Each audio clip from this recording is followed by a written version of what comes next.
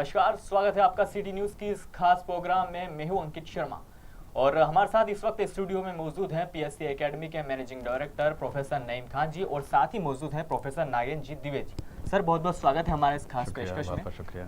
Sir सबसे पहले आपसे जानना चाहेंगे कि पीएससी परीक्षा की परीक्षा योजना क्या है।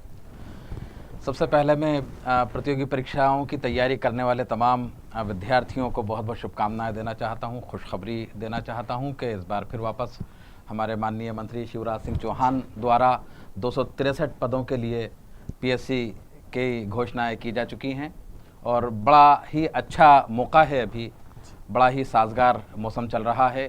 ख़ास तौर से जहां तक योजना का सवाल है, पीएससी परीक्षाओं के 3 चरण होते हैं। पहला चरण प्रारंभिक परीक्षा का होता है, दूसरा चरण मुख्य परीक्षा का होता है और तीसरा चरण इंटरव्यू का होता है, साक्षात्कार का होता है। ये तीनों चरण बहुत ही आसान तरीके से लिए जाते हैं यदि योजनाबद्ध तरीके से तैयारी की जाए। पहला चरण इसका प्रारंभिक परीक्षा का होता है जो कि प्रवेश परीक्षा के रूप में जाना जाता है। ऑब्जेक्टिव पैटर्न की इसकी एग्ज़ाम होती है और इसमें 2 क्वेश्चन पेपर होते हैं। पहला पेपर इसमें जनरल स्टडी का होता है जिसको सामान्य अध्ययन कहा जाता है। उसमें तमाम विषयों का एक सार मौजूद होता है जिसमें हिस्ट्री, ज्योग्राफी, इकोनॉमिक, संविधान, Madhya Pradesh, current affairs, general knowledge, sports वगैरह से रिलेटेड क्वेश्चंस होते हैं। कुछ कंप्यूटर के क्वेश्चंस वगैरह भी इसमें डाले जाते हैं। 100 क्वेश्चंस होते हैं और 200 नंबर का पेपर होता है। इसके अलावा एक सिविल सर्विसेज एप्टीट्यूड टेस्ट सी-सेट जिसको कहा जाता है, ये इस बार नए पाठ्यक्रम में बदलाव लाया गया है। ये यूपीएससी का अनुसरण है। इसको लाने का मकसद भी ये है कि तमाम फील्ड के स्टूडेंट्स, तमाम स्ट्रीम के स्टूडेंट्स को प्रॉपर इसमें रिस्पांस मिल सके। अदरवाइज इससे पहले तक 2 साल पहले तक तो ऐच्छिक विषय एक हुआ करता था, उसमें पर्टिकुलर विशेषज्ञ लोग ही जो है उसमें पार्टिसिपेट कर पाते थे, लेकिन अब इसमें बड़ा अच्छा मामला हो गया है। सर आपसे जानना चाहूँगा मुख्य परीक्षा में सर ऐच्छिक विषय कितने होते हैं। मध्य प्रदेश की मुख्य परीक्षा, मध्य प्रदेश पीएससी की मुख्य परीक्षा में ऐच्छिक विषयों की संख्या 24-25 रखी गई है। सर तो क्या जानना चाहूँगा कि जो प्रारंभिक परीक्षाएं होती है इसमें नेगेटिव मार्किंग भी होती है। एमपीपीएससी की प्रारंभिक परीक्षा में नकारात्मक का कोई प्रावधान नहीं है, यद्यपि यूपीएससी की परीक्षा में जरूर जो है नकारात्मक का प्रावधान किया गया है। सर वर्तमान में जो परीक्षाएं होने वाली ये कब होने वाली है। एमपीपीएससी 2013 की जो प्रारंभिक परीक्षा है उसकी एग्जामिनेशन डेट 13 अप्रैल 2014 है। सर तो आपसे जानना चाहेंगे राज्य सेवा प्रारंभिक परीक्षा जिसका सिलेबस क्या होगा। राज्य सेवा प्रारंभिक परीक्षा का जो सिलेबस है वो प्रारंभिक परीक्षा में सी-सेट का एक सिलेबस दिया गया है, जिसके अंदर अगर हम मोटी मोटी बातचीत देखें तो एक भाग तो उसका कॉम्प्रहेंशन का बनाया गया है, अवबोधन, दूसरा रीजनिंग है, न्यूमेरिकल एनालिसिस है, इंटरपर्सनल स्किल है जिसके अंतर्गत कम्युनिकेशन है, डिसीजन मेकिंग है, मोटिवेशन है, मॉरल है। यानी एक ऑफिसर, एक प्रशासनिक अधिकारी के लिए जो चीज़ें चाहिए वो चूज करने के लिए जो है ये सेक्टर्स को रखा गया। साथ में एमपीपीएससी की एग्जामिनेशन में लैंग्वेज में सिर्फ हिंदी को रखा गया है। जी सर आपसे जानना चाहेंगे कि एमपीपीएससी की जो तैयारियां होती है ये किस प्रकार से होती है। एमपीपीएससी की जो तैयारी वो करना चाहिए, देखिए एक बात यहाँ पर मैं बताना चाहूँगा कि हमारी जो एकेडमिक एजुकेशन की जो प्रिपरेशन होती है जिसको हम ग्रेजुएशन लेवल पर करते हैं, पीजी लेवल पर करते हैं, साथ में जो कॉम्पिटिटिव एग्जामिनेशन की तैयारी, दोनों में एक बड़ा अंतर होता है। चूँकि जितनी भी कॉम्पिटिटिव एग्जामिनेशन और खास करके सिविल सेवा की बात करूँ मैं, तो उनका जो नेचर होता है वो कंसेप्चुअल होता है। उसके लिए आप एक दिन में या कुछ ही समय में तैयारी नहीं कर सकती हैं। उसके लिए आपको जो है लगातार किसी विशेषज्ञ मार्गदर्शक व्यक्ति के संपर्क में रहकर तैयारी करना चाहिए और कंटिन्यू तैयारी की जरूरत पड़ती है। क्यों? क्योंकि एग्जामिनेशन का नेचर जो है वो थोड़ा सा लैंदी होता है। सर आपसे जानना चाहेंगे कि अभी पीएससी की परीक्षा के पाठ्यक्रम में परिवर्तन करके एक सी-सेट का एक अनिवार्य प्रश्न पत्र जोड़ा गया है, तो सर इसका आप विद्यार्थियों के हित में कितना देखेंगे, इसको कितना विद्यार्थियों के हित में जानेंगे। यहाँ पे मैं बताना चाहूँगा कि यूपीएससी ने 2011 की अपनी एग्जामिनेशन में इसको शामिल किया था।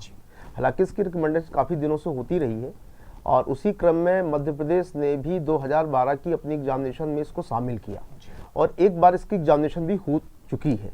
उसके परिणाम हमारे सामने हैं।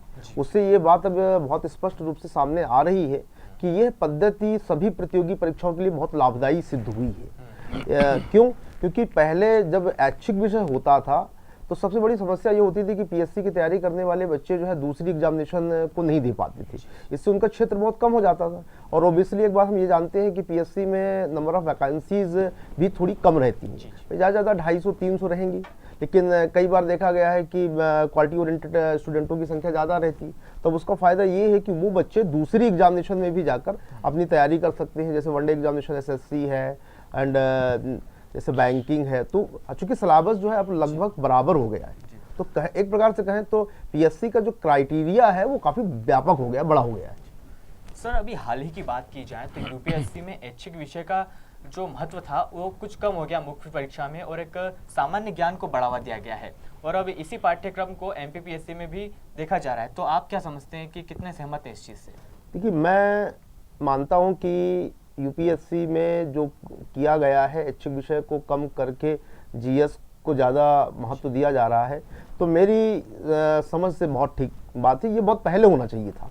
हालांकि कोई देर से ही अच्छा कदम उठाया गया तो मैं इसको स्वागत करता हूं, और मैं चाहूँगा कि एमपीपीएससी भी इसको बहुत जल्द जो है स्वीकार कर ले, क्योंकि जीएस के महत्व के बढ़ने से जो विषय विशेषज्ञों का जो मामला है, और उसके कारण जैसे कोई इंजीनियरिंग का स्टूडेंट है, कोई जो है आर्ट्स का स्टूडेंट है, तो हम देखते हैं कि उनके बीच में एक बहुत बड़ा जो है डिफरेंस आ जाता है।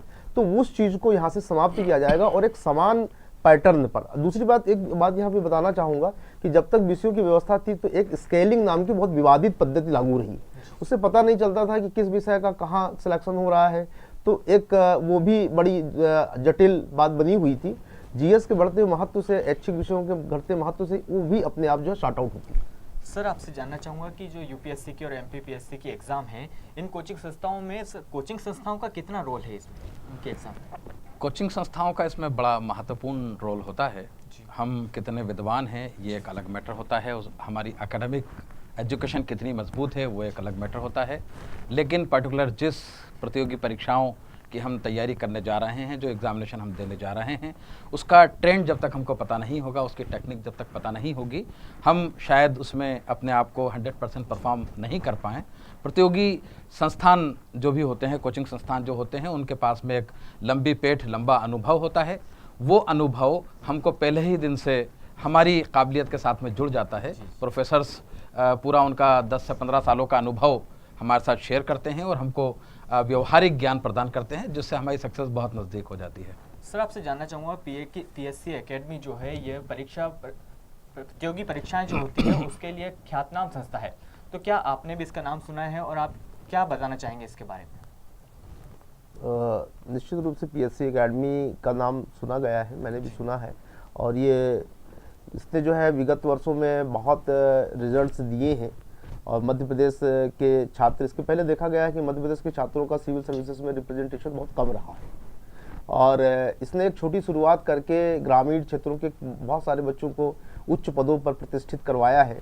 तो उसके कारण निश्चित रूप से इनकी स्ट्रैटेजी और इनके पढ़ाने का तरीका, इनका मैनेजमेंट नो डाउट ऐसा बहुत अच्छा है, और जिससे ये एक ख्यातनाम संस्था बन जाती है। जी सर, आपसे जानना चाहेंगे, पीएससी एकेडमी प्रतियोगी परीक्षा की ख्यातनाम संस्था है, और वर्तमान में ग्रामीण क्षेत्रों में जो अपन देखा जाए, ग्रामीण क्षेत्रों में तो जो सिविल सेवा है इसमें चयन है, तो आप उनके क्या संदेश देना चाहेंगे? हाँ, मैं ग्रामीण युवा प्रतिभागियों को संदेश देना चाहता हूँ कि लोक सेवा आयोग द्वारा पीएससी की जो परीक्षा आयोजित की जाती है उसमें समान सबको अवसर देने की रणनीति तैयार की गई है, और उसके अंतर्गत ये रखा गया है कि ग्रामीण छात्र छात्राएं भी अपनी जड़ों को मजबूत करते हुए पीएससी परीक्षा में जो है पार्टिसिपेट हूँ, और ऐसा विगत वर्षों के रिजल्ट्स लगातार ये बात को दिखा रहे हैं कि इस एग्जामिनेशन में 80 से 85% तक सफलता ग्रामीण युवाओं को ही मिल रही है। उसका बेसिक कारण ये है कि जो ग्रामीण प्रतिभागी होते हैं उनके अंतर्गत कुछ पाने की ललक होती है, वो बहुत मेहनती होते हैं, बहुत इंटेलेक्चुअल होते हैं, लेकिन थोड़ा सा उनके पास परिस्थितियों का अभाव होता है।